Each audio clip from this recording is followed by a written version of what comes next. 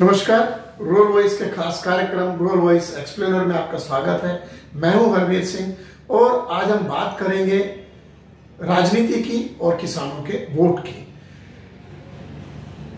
इस महीने 5 राज्यों में विधानसभा चुनाव हो रहे हैं, जिनके नतीजे अगले महीने के शुरू में आ जाएंगे। किसानों के वोट की कितनी अहमियत है वो राजनीतिक दलों द्वारा किए जा रहे वादों से साफ होता है, लेकिन इसमें एक बड़ा पेंच है। क्या देश के किसान अलग हैं? जिन राज्यों में चुनाव होते हैं वहां के किसान अलग हैं और जिन राज्यों में चुनाव नहीं होते उनके किसान अलग हैं। राजनीतिक दलों के मौजूदा जो वादे हैं उसको लेकर तो लगभग ऐसा भ्रम पैदा होना स्वाभाविक है। भारतीय जनता पार्टी और कांग्रेस दोनों ने मध्य प्रदेश, राजस्थान और छत्तीसगढ़ के किसानों के लिए बड़े बड़े वादे किए। यहां हम इन वादों को सीमित रखते हैं फसलों की खरीद के मूल्य से। भारतीय जनता पार्टी ने वादा किया है कि छत्तीसगढ़ में धान की खरीद 3100 रुपया प्रति क्विंटल की दर से की जाएगी। कांग्रेस ने वादा किया है कि वो धान की खरीद छत्तीसगढ़ में 3200 रुपये क्विंटल की दर पर करेगी और एक एकड़ में 20 क्विंटल धान की खरीद करेगी। उसकी सीमा 20 क्विंटल होगी। भाजपा ने यह सीमा 21 क्विंटल रखी है। अगर हम बात करें मध्य प्रदेश की, वहां पर भाजपा ने कहा है कि वो गेहूं की खरीद 2700 रुपये क्विंटल करेगी और धान की खरीद 3100 रुपये क्विंटल करेगी मध्य प्रदेश में। कांग्रेस ने मध्य प्रदेश में कहा है कि गेहूं की खरीद 2600 रुपये क्विंटल और धान की खरीद 2500 रुपये क्विंटल करेगी। अब अगर हम बात करें राजस्थान में भी भारतीय जनता पार्टी ने वादा किया है कि वो गेहूं की खरीद 2700 रुपये क्विंटल पे करेगी। और यहां मैं बताऊं कि जो मध्य प्रदेश में भाजपा का 2700 रुपये क्विंटल का वादा है गेहूं की खरीद का, तो सवाल है कि देश में अगर हम बात करें, जो सरकार ने न्यूनतम समर्थन मूल्य की व्यवस्था की है उसमें 23 फसलों के लिए न्यूनतम समर्थन मूल्य तय होता है, लेकिन खरीद 2-3 फसलों की ज्यादा होती है। धान की खरीद होती है, गेहूं की खरीद होती है, कुछ कपास की भी होती है और थोड़ा तिलहन भी जब डिस्ट्रेस सेल होती है तो सरकारी एजेंसियां उनकी खरीद करती हैं। लेकिन बड़ी बात धान की और गेहूं की खरीद पर चलती है। जो चालू खरीफ मार्केटिंग सीजन है 2023-24, उसके लिए सामान्य किस्म के धान का जो न्यूनतम समर्थन मूल्य है वो 2183 रुपया है। और केंद्र सरकार ने जो रबी मार्केटिंग सीजन है 2024-25 उसके लिए गेहूं का न्यूनतम समर्थन मूल्य भी तय कर दिया है, वो 2275 रुपये प्रति क्विंटल है। नियम के मुताबिक फसल की बुआई के पहले एमएसपी तय करनी होती है, जिससे कि किसान फैसला ले सके कि उनको कौन सी फसल की बुआई करनी है जो उनके लिए फायदेमंद रहेगी। अब जब केंद्र सरकार न्यूनतम समर्थन मूल्य तय करती है वो पूरे देश के लिए होता है, तो फिर ये जो सरकारें हैं, जो राजनीतिक दल हैं, वो बड़े बड़े वादे करके मध्य प्रदेश, छत्तीसगढ़, राजस्थान में न्यूनतम समर्थन मूल्य से करीब 1.5 गुना तक दाम देने की बात कर रहे हैं। और असल में इंटरेस्टिंग बात यह है कि जब सरकार एमएसपी तय करती है उसमें वो जो A2+FL की लागत के ऊपर उसका दावा है कि हमने 50% से लेकर 102% तक का अतिरिक्त मुनाफा किसानों को दिया है। ये बात अलग है कि ज्यादातर किसान संगठन C2 लागत के ऊपर 50% मुनाफे की मांग लगातार कर रहे हैं। उसके ऊपर एक समिति भी बनी हुई है और वो एमएसपी की कानूनी गारंटी चाहते हैं। ये MS स्वामीनाथन के अध्यक्षता में जो किसान आयोग था उसकी सिफारिश इस तरह की थी। अब सवाल है कि क्या जिन राज्यों में चुनाव है वो किसान अलग है, जिन राज्यों में चुनाव नहीं है वो किसान अलग है, ये कैसे अंतर किया जा सकता है? अब अगर मैं बात करूं कि जिन राज्यों में ये वादे किए गए हैं वहां पर अगर मैं देखूं मध्य प्रदेश, छत्तीसगढ़ जैसा जो राज्य है वहां पर धान की और मध्य प्रदेश में गेहूं की बड़े पैमाने पर खरीद होती है। ऐसा नहीं कि वहां पे टोकन खरीद होती है। इवन राजस्थान में भी 2 साल पहले, इस साल तो करीब 4 लाख टन की गेहूं की खरीद हुई, वो 22 लाख टन तक चली गई थी 2021-22 में। अब सवाल है कि इसके लिए पैसा कौन देगा, पैसा कहां से आएगा? दूसरे जब इन्हीं दलों के जिन राज्यों में सरकारें हैं, जैसे कि हरियाणा और उत्तर प्रदेश में, ये सरकार वहां पर भाजपा की सरकार है। उत्तर प्रदेश में आपको ताज्जुब होगा कि पिछले साल करीब 2 लाख टन गेहूं की खरीद हुई, जबकि कहा जाता है कि जो सरकार दावे करती है कि सबसे बड़ा गेहूं उत्पादक राज्य उत्तर प्रदेश है। इवन उत्तराखंड जो है वो भी भाजपा शासित राज्य है। तो सवाल है कि वहां पर किसान को 3100 रुपया धान का क्यों नहीं मिलेगा, वहां पर 2700 रुपये क्विंटल गेहूं का दाम क्यों नहीं मिलेगा। हरियाणा है, बड़ा राज्य है, जो कि सेंट्रल पूल में बहुत चौथे पांचवें नंबर का राज्य होता है धान में, और तीसरे नंबर का अक्सर होता है गेहूं में, पंजाब और मध्य प्रदेश के बाद। एक बार तो मध्य प्रदेश पहले नंबर पर चला गया था। इसका मतलब है कि वहां पर बड़े पैमाने पर खरीद होती है। यहाँ एक पेंच है, 2018 के चुनाव में कांग्रेस ने वादा किया था कि हम 2500 रुपये क्विंटल पर धान खरीदेंगे, और किसानों ने धान की खरीद बिक्री रोक दी थी। जब 2018 दिसंबर में चुनाव हो गए, वहां पर जो नतीजे आए, कांग्रेस भारी बहुमत से जीत करके सत्ता में आए, और उसने उसके बाद किसानों को वो दाम दिया भी, जिसको लेकर के केंद्र के साथ सरकारी खरीद में कई बार झंझट भी हुआ। एक और बड़ा राज्य है जो चुनाव में है, तेलंगाना।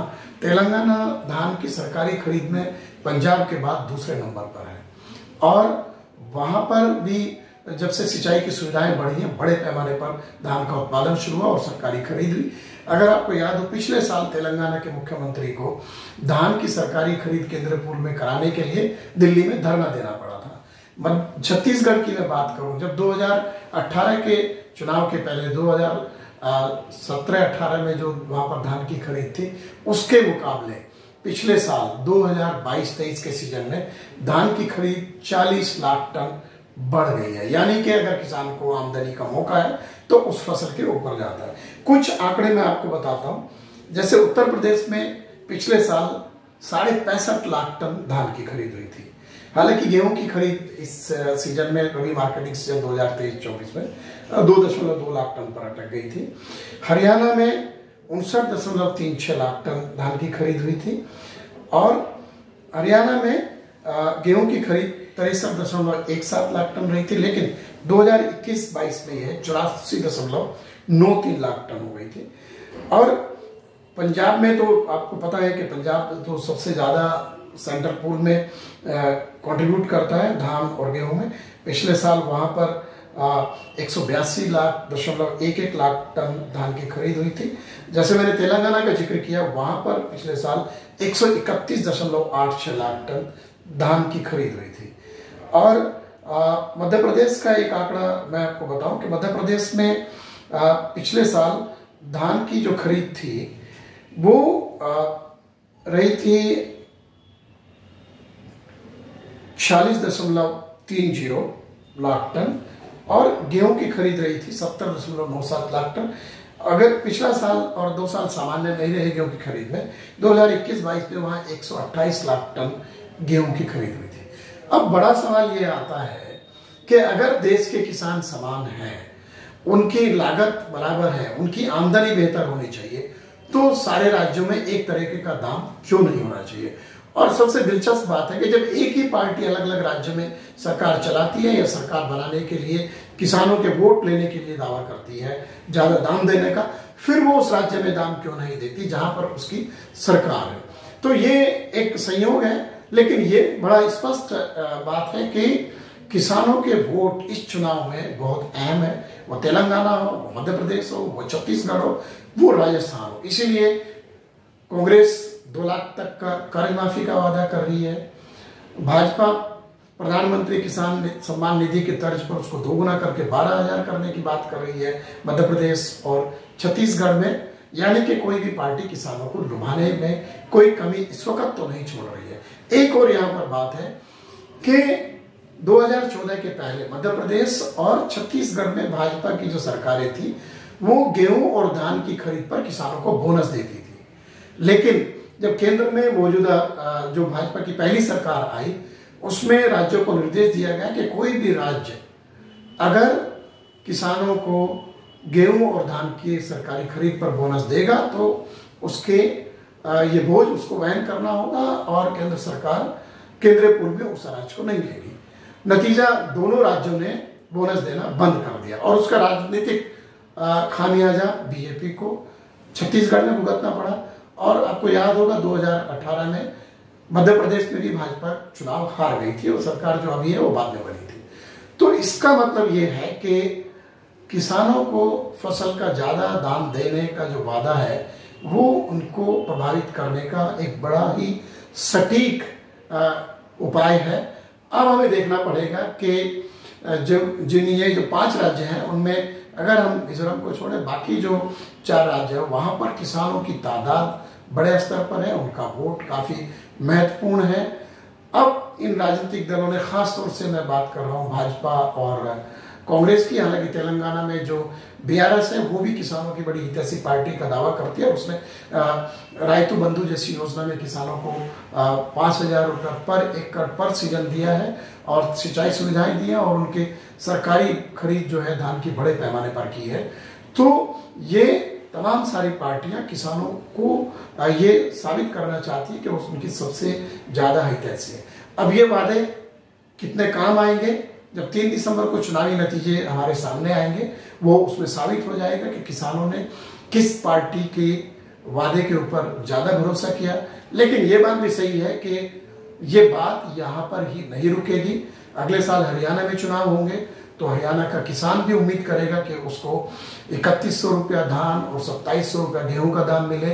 साथ ही उत्तर प्रदेश में या राज्य जो किसानों के संगठन है वो भी इस बात के लिए खड़ा हो सकते हैं। दूसरे जो धान गेहूं उत्पादक राज्य हैं वो जरूर इन राजनीतिक दलों के सामने वहां के किसान सवाल खड़ा कर सकते हैं कि जब एक तरफ सरकार एमएसपी के ऊपर केंद्र में बहुत ही मामूली बढ़ोतरी करती है और सीटू लागत के ऊपर जो 50% बढ़ोतरी की एम एस स्वामीनाथन आयोग की जो सिफारिश है उसको स्वीकार नहीं करती है, तो फिर इन राज्यों में किस तरीके से ज्यादा दाम दे सकते हैं और इसका जो वित्तीय बोझ होगा उसको वो कैसे वहन करेगी। और अगर इन राज्यों में वहन कर सकती है तो बाकी राज्यों में क्यों नहीं वहन कर सकती। इसलिए जैसे मैंने शुरू में कहा था कि जो राजनीतिक दलों की रणनीति है वो किसानों को 2 वर्गों में विभाजित कर रही है। एक वो राज्य जहां पर चुनाव हो रहे हैं विधानसभाओं के और एक दूसरे राज्य जहां पर अभी चुनाव नहीं है लेकिन सरकारें उन्हीं दलों की चल रही है। आज के रूरल वॉइस एक्सप्लेनर के इस एपिसोड में इतना ही। हम फिर होंगे हाजिर आपके सामने एक महत्वपूर्ण मुद्दे पर आपको जानकारी देने के लिए। तब तक आप हमारे YouTube चैनल रूरल वॉइस इनको जरूर सब्सक्राइब करें और कृषि और ग्रामीण अर्थव्यवस्था से जुड़ी खबरें, उनके विश्लेषण और ताज़ा जानकारी हासिल करने के लिए आप हमारी वेबसाइट हिंदी में ruralvoice.in और अंग्रेजी में eng.ruralvoice.in को जरूर सब्सक्राइब करें। आप हमारे social media handle Facebook, Twitter, LinkedIn, Instagram जिनका एड्रेस है रूरल वॉइस इन, उनको सब्सक्राइब करें। नमस्कार।